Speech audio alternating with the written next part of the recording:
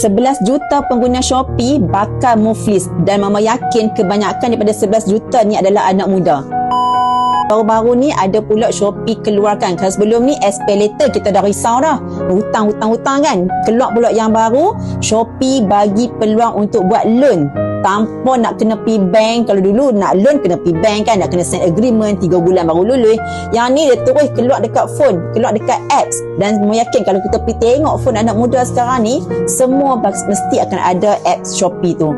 Dan yang ni, loan ni dia keluar dekat apps tu dan kita boleh tekan saja terima. Bayangkan, depa kalau kita tak faham, tak tahu punca mana-mana, tiba-tiba pergi terima je, Shopee bagi pinjam duit. Mesti orang nak, siapa tak mau duit kan? Kebanyakan anak muda akan accept. Bila keluar je notification tu mesti akan accept dan jelas nak bagi duit. Siapa tolak kan? Depa akan terima